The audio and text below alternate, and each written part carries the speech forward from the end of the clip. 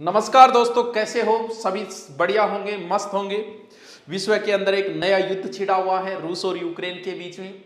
अब ये युद्ध जिन कारणों से हुआ उनकी हम एक बार चर्चा नहीं करते, लेकिन जब भी कभी युद्ध लड़ा जाता है तो उसमें परमाणु बमों की जरूर चर्चा हो जाती है कहीं ना कहीं रूप में। और आज हम इस बात पे चर्चा करेंगे, सिर्फ ना कि इस बात पे कि परमाणु बम बनता कैसे, कि परमाणु बम जब किसी क्षेत्र पे गिराया जाता है तो उस समय वहां उस क्षेत्र का कितना नुकसान होता है और किस प्रकार से गिराया जाता है। वर्तमान में हम देखिए तो हो सकता है हमारे प्राचीन धर्म ग्रंथों में जो ब्रह्मास्त्र नाम का हथियार बताया गया, जो जितना विध्वंस बताया गया है हमारे शास्त्रों में ब्रह्मास्त्र को, क्योंकि वो कुछ ही लोगों के पास हुआ करता था ब्रह्मास्त्र नामक का हथियार, उसे चलाने के लिए, धर्म की रक्षा के लिए ही सिर्फ उसे चलाया जाता था। और ऐसा भी लिखा है कि उसके चलाने से सृष्टि का अंत भी हो जाए। उसी प्रकार की शक्ति वर्तमान में परमाणु बम की है। वैसे तो हाइड्रोजन बम ज्यादा खतरनाक होता है, लेकिन फिर भी परमाणु बम की वही है। अब ये कितना विध्वंसकारी है? वर्तमान में लगभग 9 देशों के पास परमाणु बम है। टोटल अगर हम बात करें तो लगभग 15,000 लगभग है ये आंकड़े सारे, क्योंकि एक्चुअल कोई देश नहीं बताता मेरे पास इतने हैं क्या है। तो लगभग 15,000 के लमसम परमाणु बम है इस समय विश्व के अंदर। उसमें अगर हम देखें तो सर्वाधिक रूस के पास बहुत ज्यादा है, लगभग 6,000 से ऊपर है रूस के पास, 6,6200 समथिंग। अमेरिका के यानी 80% 15,000 में से अमेरिका और रूस के पास ही है। अमेरिका के पास लगभग 5500 से लगभग मान लो कि 5800 के मध्य है।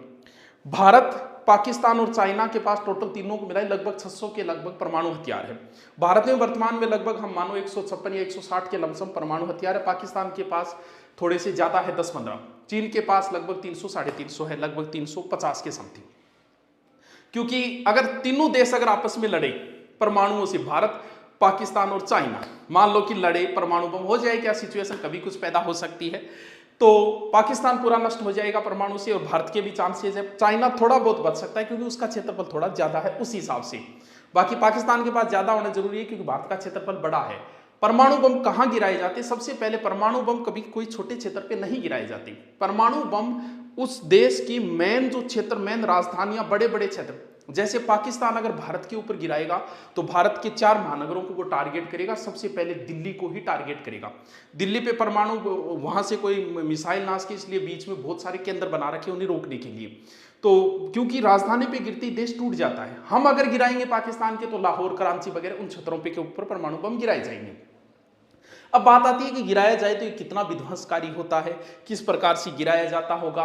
तो सबसे पहले हम विध्वंस कितना होगा इसका, इसके लिए हम एक बहुत पुराने इतिहास के अंदर चलते हैं, क्योंकि आज तक पहली लास्ट बार इनका 2 बार ही प्रयोग किया गया था।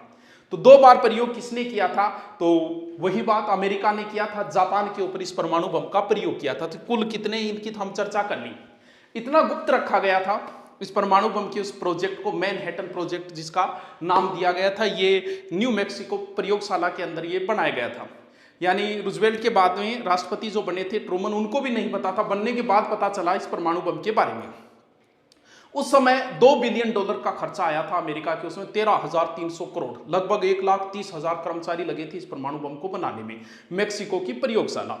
अब इस परमाणु बम का प्रयोग अमेरिका ने किया जापान के ऊपर। इसके पीछे एक बहुत बड़ी कहानी थी, प्राचीन कहानी, ज्यादा प्राचीन नहीं थी। दूसरे विश्व युद्ध के समय हुआ यह कि दूसरे विश्व युद्ध के समय अमेरिका का एक द्वीप है, पर्ल हार्बर द्वीप।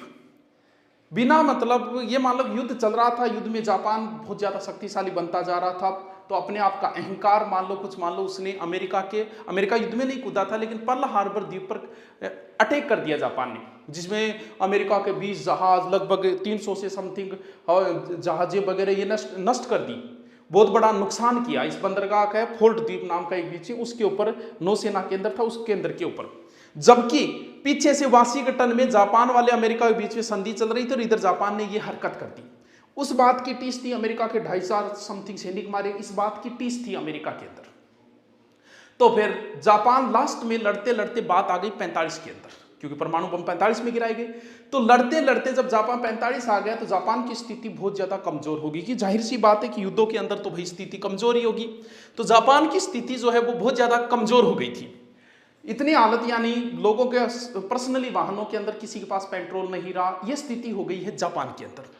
अब अमेरिका परमाणु बम गिराएगा जापान के ऊपर। तो जापान के 4 शहर टारगेट किए गए। तो बताया जाता है कि हमेशा ही बड़े शहर टारगेट किए जाएंगे, हिरोशिमा, कोकोरो, क्योतो और निगाता। हिरोशिमा, कोकुरा, निगाता और क्योतो, ये 4 शहरों पर परमाणु बम, यानी इन 4 शहरों में हमें चयन करना है, पहले किस पे डाले, दूसरा किस पे डाले, तीसरा किस पे डाले। तो प्लानिंग चली है। चलिए वायुयान लेके अमेरिका छोटा, पहले छोटा होगा यानी लिटिल बॉय, दूसरा जो गिराया गया था वो फैट यानी मोटो, तकड़ो। तो पहला लिटिल है, पहले छोटो गिराना पड़ो। अमेरिका से 3 हवाई जहाज रवाना हुए परमाणु बम गिराने के लिए हिरोशिमा शहर के ऊपर। एक के अंदर बम है। अब आप, हो सकता है आपने कभी ये सोचा बम छोटो सोतो गए या फेंकता होगा, फिल्म आप देख लो, ये कोई छोटा मोटा बम नहीं है, स्पेशल विमान के अंदर ही ले जाना पड़ता है। B-19 बॉम्बर एनालॉग विमान का नाम है। उस विमान के अंदर ही ले जाया जाता है। लगभग 3.5 मीटर ये लंबा, लगभग 4 टन ये वजनी होता है। ताकत तो मतलब आज के परमाणु बम उस परमाणु बम से 20 गुना शक्तिशाली है। अब उस समय उसने कितना विध्वंस किया तो सोच सकते हो कि आज प्रकृति में कितना विध्वंस हो जाए अगर परमाणु बम चला दिया जाए। BS-TNT से ज्यादा ताकत बताई जाती है। सेना का उस समय मूल जो अधिकारी जिसके नेतृत्व में था, कर्नल पॉल टिबेट्स नाम का था। 3 रवाना हुए। 3 इसलिए कि एक सुरक्षा दे रहा है जिसके अंदर परमाणु बम है, दूसरे का काम है वैसा फोटो लेनी है, सेल्फी लेनी है, चेक करना है जैसे ही बम गिरा दिया जाए। जापान में जैसे ही प्रवेश किया उस शहर के अंदर हिरोशिमा, वैसे ही जापान को सूचना मिल गई थी और वहां रेडियो वगैरह कार्यक्रम बंद कर दिए गए। लेकिन जापान की यह हालत भी नहीं है वायुसेना की कि वो उनको रोक सके। पेट्रोल ही नहीं था उनके पास, हवा जो डलता है हवाई जहाज के अंदर, तो रोक नहीं पाया। तो जैसे ही प्रवेश किया, प्रवेश करते ही कर्नल पॉल टिबेट्स ने एक आदेश जारी किया 8:09 के ऊपर कि सभी अब चश्मा, लगभग शायद 12 सदस्य थे टोटल, लगभग अब सभी चश्मा लगा लीजिए। क्यों? क्योंकि परमाणु बम गिराया जा रहा है तो चश्मा वो जरूरी होती है आंखों के लिए।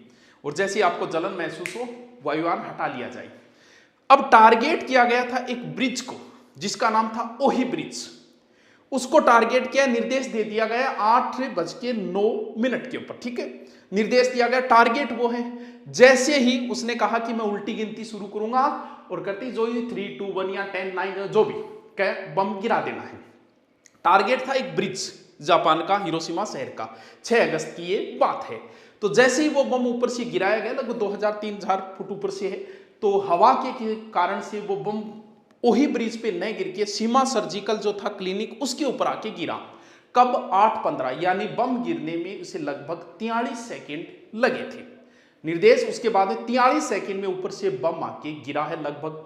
अब जैसे ही जिस स्थान के ऊपर बम गिरता है, अब उस स्थान की क्या हालत होती है हम उस चीज का वर्णन करते हैं। वही ब्रिज उसका टारगेट था, सीमा सर्जिकल पे गिरा। और जब जैसे ही बम गिरता है तो उस समय क्या दृश्य होता है? ऊपर 3000 ऊपर लगभग हवाई जहाज है। हवाई जहाज बम गिराने के बाद उसे तुरंत वहां से हटना पड़ता है। क्यों? क्योंकि जहां पर बम गिरेगा वहां पर एक बहुत बड़ा गुब्बारा उठेगा, लगभग 3000 फुट तक ऊंचा गुब्बारा। उस क्षेत्र के 9 से 10 किलोमीटर तक टेम्परेचर 4000 डिग्री सेल्सियस यानी सूर्य के तापमान के बराबर पहुंच जाएगा टेम्परेचर। 4000 वो टेम्परेचर होता है दोस्तों जिसके अंदर पीतल भी पिघल जाता है। मानव की उस क्षेत्र 9 से 10 किलोमीटर तक की, वैसे ये एक रेडिएशन है, लेकिन उस क्षेत्र के अंदर कोई भी व्यक्ति तो दूर की बात, कोई बिल्डिंग भी नहीं बचती है। भाप बन जाता है सब कुछ 9 से 10 किलोमीटर उस गुब्बारे के बाद में। गुब्बारा बहुत ऊपर तक जाता है तो भाप बन जाता है सब। मानव आदमी तो भाप बन जाएगा, ना पेड़ पौधा बचेगा ना कुछ और। यह स्थिति होगी 9 से 10 किलोमीटर के क्षेत्र की। फिर 40 किलोमीटर तक आग लग जाएगी और फिर 80 किलोमीटर तक लगभग क्षेत्र में जलन पैदा हो जाएगी। यानी उस सेकंड में 1 मिनट के अंदर अंदर जापान में लगभग 80 से 90 हजार लोग मारे गए थे, मात्र 1 मिनट के अंदर अंदर बम गिराने के बाद में। ये 1 मिनट की स्थिति बताई गई है और आज के तो उससे 20 गुना ताकतवर है। आज तो अमेरिका जैसे देशों के पास ऐसे ऐसे परमाणु बम है कि इस सृष्टि को सैकड़ों बार नष्ट किया जा सकता है। अब जैसे उस समय सोतासो नाकाबारा जिसने ये लाइव दृश्य देखा था, क्यों ये एक पत्रकार था उस समय, और ये हिरोशिमा शहर से बाहर अपने मित्रों के पास पार्टी सार्टी कर रहा था। बोले यार सुबह चले जाना यार, बैठा है रात रात। और सुबह ये दृश्य जब उसने सूचना दी थी ना तो मानी नहीं, क्योंकि लोगों को पहली बार प्रयोग किया गया। अमेरिका ने इसे गुप्त रखा था, परमाणु बम के बना लिए हमने। लोग सोच ही नहीं सकते थे कि ऐसा भी कुछ हो सकता है, किसी एक बम से इतना बड़ा नुकसान हो सकता है क्या। कहते पत्रकार ने सूचना दी तो मानी नहीं न्यूज। बोले सेना के अधिकारी तो मना करे। बोले घाय के सेना के अधिकारी, मैं खुद दृश्य देख रहा हूँ, लोगों की दूर दूर तक ये हालत थी कि लोग जो दूर क्षेत्र वाले थे तो इसका प्रभाव बहुत लंबे समय तक देख, क्योंकि ये रेडिएशन है जिसका प्रभाव बहुत लंबे समय तक देखा गया। यानी वो खुद ही बहुत सारा वर्णन करता है, किसी को हाथ लगाने उठाया जाए तो चमड़ी हाथ में आती थी और कुछ नहीं, धीरे धीरे सांस घुट के लोगों को मरने जैसी स्थितियां पैदा हो गई थी। ये 6 अगस्त को पहला बम गिराया गया। अब जापान पे दूसरा बम गिराने की तैयारियां शुरू हुई। देखिए अब दूसरा बम जो गिराना था, ये तो दोनों बमों का कंपेरिजन है, क्योतो शहर पर गिराना था। लेकिन क्योतो शहर के अंदर वहां का वार सेक्रेटरी था जो क्योतो शहर में थोड़े दिन पहले हनीमून मनाने के लिए गया था। वो बोले यार मेरी पत्नी बूढ़ी यादें है, ये शहर बहुत अच्छा शहर है, सुंदर शहर है यार, इसे छोड़ दो यार, मेरी यादें बसी हुई है। क्योतो शहर को कैंसिल किया गया और कैंसिल करके कोकुरा पर गिराना तय हुआ। यानी अब जो दूसरा बम है फैट मैन, पहला लिटल है दूसरा फैट है, फैट बम कहां गिराया जाएगा? अब कुकोरा शहर के ऊपर गिराया जाएगा। यान प्रारंभ हुआ डालने की। अब जैसे ही कोकुरा शहर के ऊपर गए, वहां के लोगों की किस्मत मानो तो किस्मत ऐसी हुई कि उस समय बादल थे तो वो टारगेट नहीं कर पाए। एक बार तो विमान आया टारगेट, फिर जाके फिर दोबारा आए क्योंकि शहर वही तय हुआ था तो टारगेट हुआ था। अब इतने में क्या है कि हवाई जहाज का ईंधन समाप्त होना शुरू हो गया, थोड़े से समय का ईंधन बचा, वापस अमेरिका पहुंच सके, बस इतना ईंधन बचा। तब फिर टारगेट चेंज किया गया, शहर बीच में आ रहा था कौन सा, नागासाकी। और 3 दिन बाद ही 9 अगस्त को दूसरा बम वही B9 विमान द्वारा दूसरा लगभग 31,000 ऊंचाई से दूसरा बम गिराया गया, जो 52 सेकंड के अंदर धरती पे गिरने से पहले ही फट गया था। ये तो लगभग 4000 किलो का था ये दूसरा बम। नागासाकी में हिरोशिमा जितना नुकसान नहीं है क्योंकि ये पहाड़ी क्षेत्र से गिरा हुआ था, पहाड़ी क्षेत्र की वजह से इसकी थोड़ी सुरक्षा हुई। लेकिन यहां भी लगभग 1 लाख लोग यहां भी मारे गए। टोटल अगर 3 लाख की समथिंग संख्या चली जाती है, क्योंकि वहां भी लगभग 1.25 लाख वहां मारे गए थे, यानी 2-2.25 लाख लोग दोनों के अंदर मारे गए थे उस समय। उससे आज तो 20 गुना ताकतवर परमाणु बम है। तो ये हिरोशिमा, नागासाकी, लिटल और फैटमैन, ये दोनों परमाणु बम है। देख लो इनके थोड़े चित्र लगाए, इनका कंपेयर में डाल रखा है, किसी को कंपेयर वगैरह चाहिए तो ये है। तो ये दोस्तों है परमाणु बमों की कहानियां, जो आज तो बहुत विध्वंसकारी बम है देशों के पास, भारत के पास भी है, अमेरिका, रूस।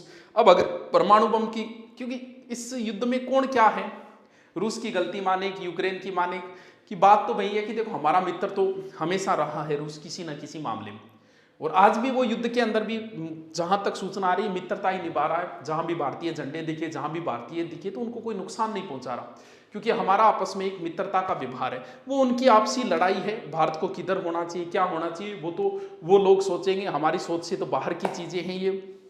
तो चलो दोस्तों, ये परमाणु बम की बातें थी, आपको कैसा लगा, कितना इंटरेस्टिंग लगा, कमेंट करके बताओ। Okay, thank you.